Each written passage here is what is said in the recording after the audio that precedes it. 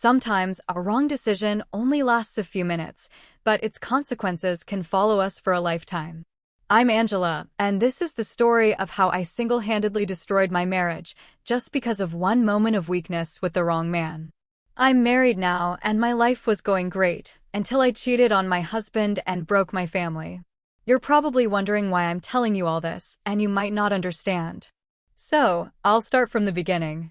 My name is Isabella, and I am a 33-year-old woman married to my husband Elijah, a 35-year-old man. We've been married for 3 years now. We don't have any kids yet, but we were planning on having some soon.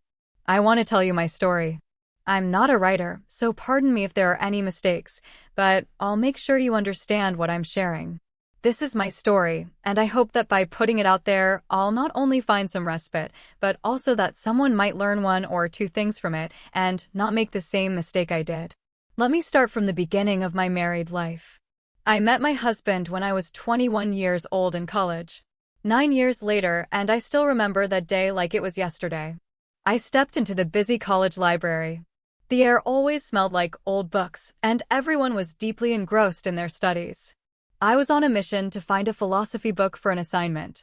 Navigating through the tight bookshelves, as I reached for the book I needed, I accidentally touched another person's hand. Surprised, I looked up to see a guy with warm brown eyes. "Sorry," he said, smiling awkwardly, both of us letting go of the book at the same time. "No problem," I replied, nervously laughing. It was Elijah, a fellow freshman. Our eyes met, and there was this strange connection. We started chatting about our classes, favorite books, and of course, the confusing world of philosophy. The library, usually a quiet place for solo study, soon became the backdrop for something more. Our talks expanded beyond textbooks, and soon we were exploring life's complexities together. What was once a silent place filled with the rustling of pages now echoed with our laughter and shared thoughts. Our chance encounters became deliberate meetings. We'd intentionally choose the same spot in the library, our little corner of shared musings. We soon found ourselves inseparable, discussing dreams, fears, and everything in between, amid the library's book-filled aisles. On our first date, Elijah nervously suggested grabbing coffee, and I thought, why not? We picked a cozy local cafe. We sat across from each other. The place smelled like fresh coffee, and people chatted around us. Elijah always had a friendly smile on his face. He started sharing stories about his family and growing up, trying to make me feel comfortable. We chatted about everything from our favorite movies to embarrassing moments. It was easygoing, and I could feel that our connection wasn't just about deep talks in the library, it ran deeper. After coffee, Elijah suggested we take a walk in the nearby park. Under the streetlights, we strolled and talked about our dreams. We found a bench, and that's when Elijah admitted he played the guitar. I had noticed that he brought one with him, so I suspected it even before he told me. Curious, I encouraged him to show off his skills. He pulled out his guitar, and suddenly the park turned into our own little concert after that. Our relationship only grew stronger over the years. A few years later, Elijah and I decided we were ready to tie the knot. Our journey together had been filled with laughter, shared moments, and lots of love. We both felt that saying, "I do," was the next natural step for us. After introducing each other to our families, it was clear that they were completely on board with our decision. They didn't just approve, they were genuinely excited to welcome us officially into each other's lives. When it came to planning our wedding, we wanted something simple but meaningful. We found a cozy venue with an outdoor vibe for our small guest list of close friends and family. As we dove into the wedding prep, we worked together on everything from choosing the food to creating a playlist that reflected our journey. We added personal touches like a photo display of our college days and songs that meant something special to us. The excitement built up as we wrote our vows, promises that truly held meaning for both of us. Invitations went out, and as the big day got closer, we felt a mix of nerves and overwhelming excitement. On our wedding day, we were surrounded by our favorite people. We exchanged vows under twinkling lights and lush greenery. There were tears, laughter, and so much love. Our parents, who had seen us grow from college sweethearts to this milestone, were there, cheering us on. To be honest, I hadn't even wanted to invite my parents. But Elijah had insisted, saying it was an important day in our lives, and no matter what, they would always be my parents. Either way, the celebration continued with dancing, heartfelt toasts, and unforgettable moments. Looking around at our friends and family, it hit us that this day wasn't just about us. It was about everyone who had supported us and helped shape our love story. After that, things only got better for us. My husband Elijah and I lived in a cozy 3-bedroom apartment, which he had bought, and I was really proud of him. After graduating from college, Elijah pushed through all the hurdles of medical school, and eventually, he graduated and became a doctor, though I won't say where, for the sake of privacy. As for me, I became a part-time teacher. My days off during the week were Tuesdays and Thursdays, while I worked every Monday, Wednesday, and Friday. I often thought about how far I had come. For someone who grew up in a very poor home, I would say this was a huge achievement for both of us, and I loved it. We were earning well and making good money. The only issue we had was about having kids. Elijah wanted children, and so did I. But Elijah felt like we weren't ready yet, because he believed I had some personal issues to work through. Growing up in an abusive and difficult home with my siblings had undoubtedly left its mark. But I believed I was fine and that therapy wouldn't really help. I had this skepticism about therapy, thinking it might just be a scam, a money-making scheme exploiting people's pain. It's a common doubt, but often based on a misunderstanding of what therapy truly does. Life was tough for me growing up, and I knew it had left me with unresolved issues. Elijah, being caring and perceptive, noticed how my past might affect our plans for the future. He wasn't being critical. He just wanted us to be rock solid before bringing kids into the mix. I was stubborn about seeking professional help. I believed I could handle my problems on my own. To me, therapy felt like admitting defeat or saying I couldn't manage my own emotional baggage. Deep down, I kept telling myself I was okay and that therapy wouldn't help, but maybe that was just my way of avoiding the hard stuff. However, I really wanted kids. I had sworn to myself that I would never treat my children the way I was treated. I wanted to give them all the love, affection, and kindness that I and my siblings never received from our parents. In fact, I was desperate to become a mother. I loved kids. But Elijah would not relent, not until I had gone to therapy. So, I finally decided to go, mostly just to get him off my back. Elijah was so excited when I told him I was ready. In fact, he was there with me when I booked the appointment with the therapist, someone he had even recommended himself. The session was scheduled for my next day off, which happened to be a Thursday. On that day, I got dressed and left the house. As I've mentioned, Elijah was a doctor, so he had to be on call and available at all times, even when he wasn't officially working. That meant he was often busy, though he always tried his best to make time for us.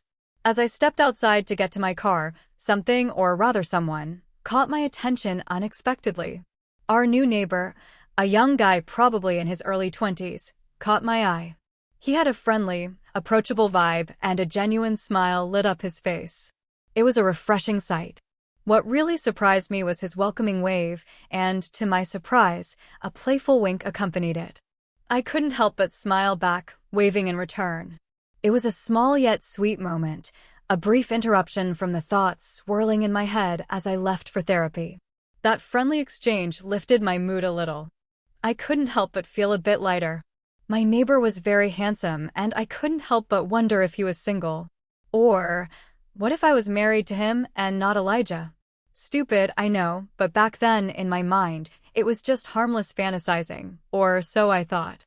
Honestly, I walked into therapy with a mix of hope and nerves, thinking maybe, just maybe, it might help me untangle the mess of my past.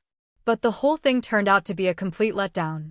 The therapist seemed more interested in making assumptions about me than actually listening.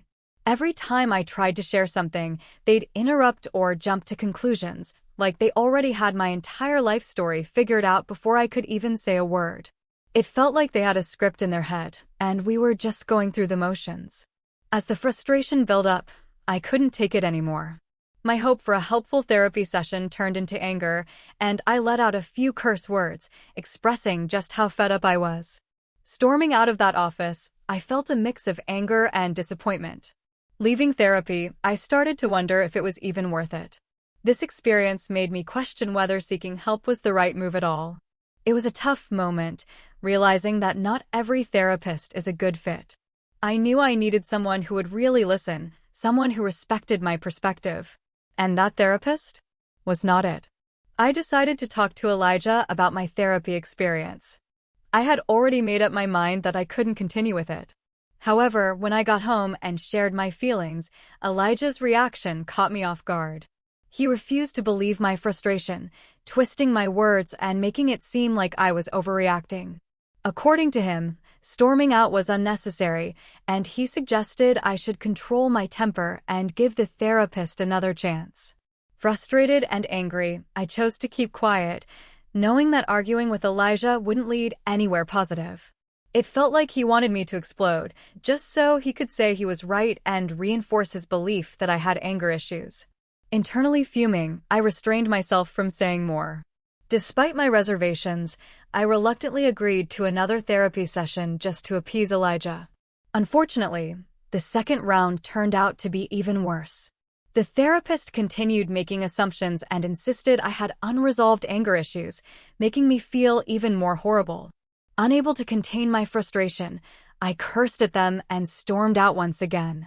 Feeling disheartened, I came to the realization that maybe therapy just wasn't the right path for me. The experience had left me feeling misunderstood and invalidated. I decided to take matters into my own hands, determined to deal with my issues on my terms and at my own pace, even if it meant going through the process alone. After the disastrous third session, I was seriously ticked off. As I stomped my way home, there was still no sign of Elijah. My anger was pretty obvious. I slammed my car door and straight up ignored our new neighbor's friendly hello as I made a beeline for my front door. The therapy mess was still hanging over me, making everything feel extra bitter. Just as I was about to reach my door, our persistent new neighbor, picking up on my frustration, hollered at me. He surprised me by being kind of nice and a little flirty, suggesting that maybe talking about what was bugging me might help. I tried to blow him off, but he wasn't having it. He kept at it, trying to chat me up and even pulled off some funny little magic tricks that actually made me crack a smile. Feeling a bit weirded out but also oddly comforted, I figured there was no harm in ditching my plans to sulk alone at home, especially since Elijah was still MIA and not yet back from work. Giving in, I headed back to Benjamin's place, our new neighbor. As we kept talking, I found out more about him. Turns out his name was Benjamin, and he lived alone. Benjamin's persistence and friendly vibe helped shift my focus, at least for a while, from the heavy cloud of frustration and anger that had been hanging over me. Back at Benjamin's place, I couldn't help but notice that his house was much bigger and way better furnished than ours. My curiosity got the best of me, and I asked him straight up how he could afford all this. Turns out he was a trust fund kid. That made sense. I had already noticed his cool car before. Benjamin continued being a great Benjamin, kept the vibe light, and made me laugh. We discovered we had similar tastes in movies and books, sparking a few friendly arguments along the way. Benjamin even dared to boldly claim that the Hunger Games movies were better than Harry Potter. I strongly disagreed and stood my ground. Chilling at Benjamin's place turned out to be way better than I had expected. We were just vibing, chatting, and his easygoing nature started to grow on me. The more we talked, the more I noticed these little things about him that made me smile. Then Benjamin suggested we watch a movie, and I said, sure, why not? As we kicked back to watch, I started feeling something more. It hit me, the laughter, the shared interests, Benjamin's genuine kindness. They were making me see him in a different light. I was low-key catching feelings for Benjamin, and it caught me off guard. I was a married woman in my early 30s, and here I was flirting with someone I barely knew, who was way younger than me. I barely knew him, and yet I felt attracted to him. I flirted.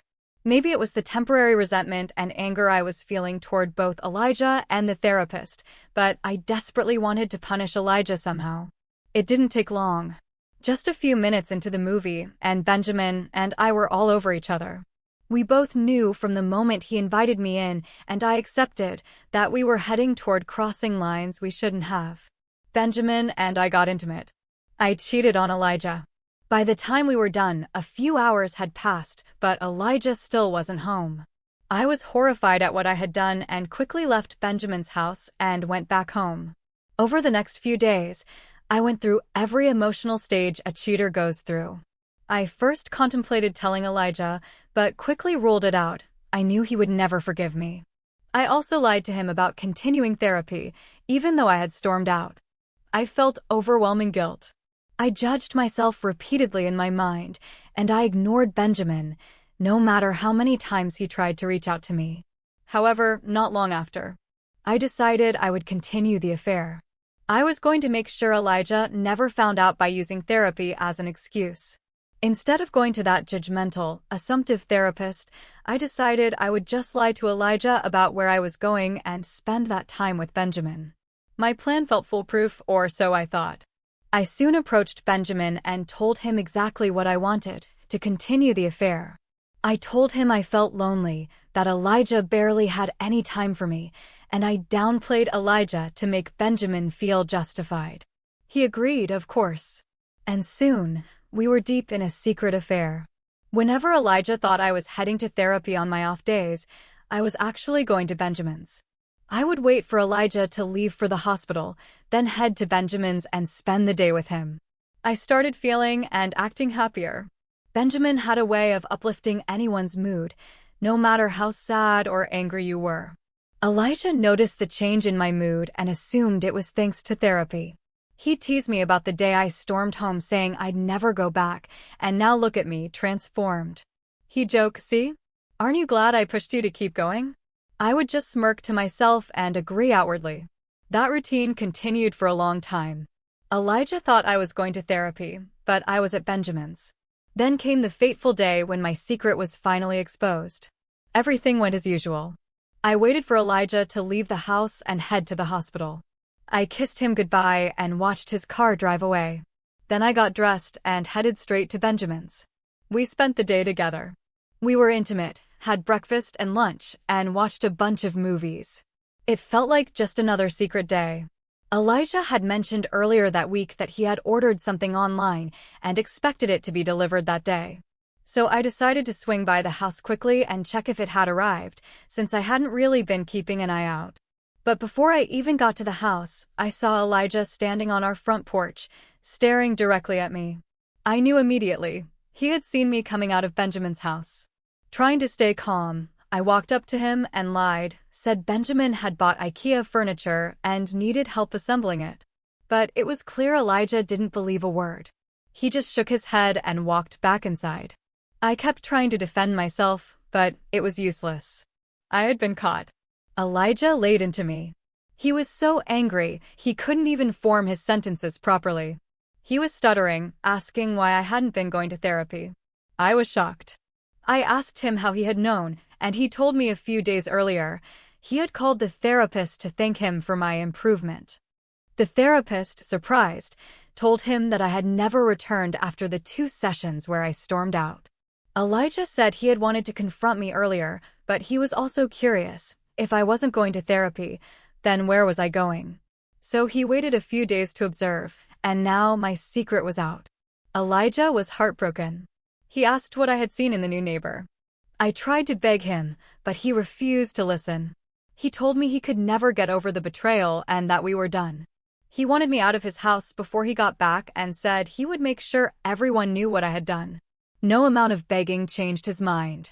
I cried, knelt down, pleaded, but Elijah was adamant. He wanted me gone.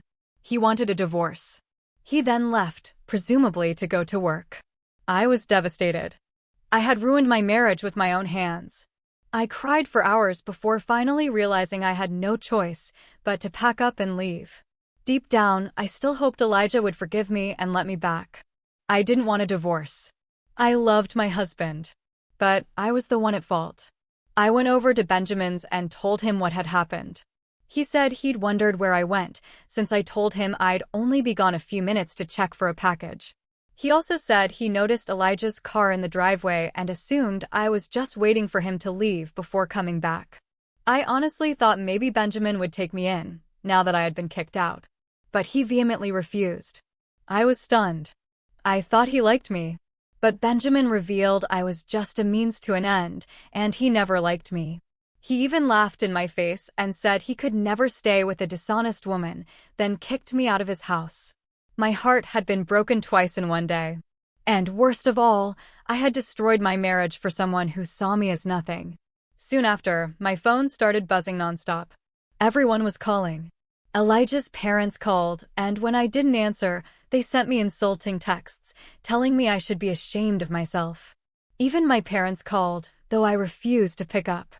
I had already been in low contact with them, so it surprised me that Elijah even told them he knew I didn't like speaking to them. The only calls I answered were from my brothers. I was in tears as I told them everything. They were angry at first, scolded me, lectured me for 30 minutes straight about how wrong I was, but at the end of the day, they reminded me that I was still family. They couldn't abandon me in my time of need. They came over immediately, helped me pack my things, and took me to stay with one of them.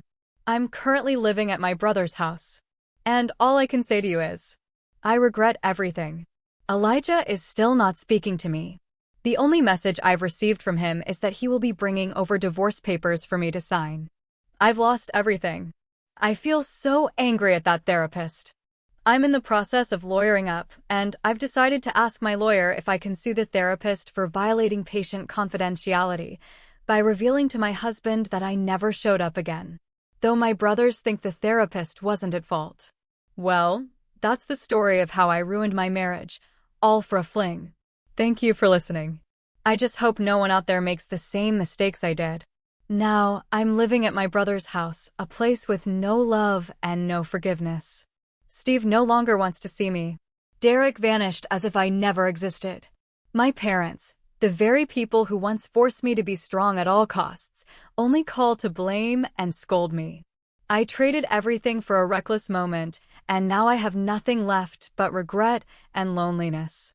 Maybe I do need therapy.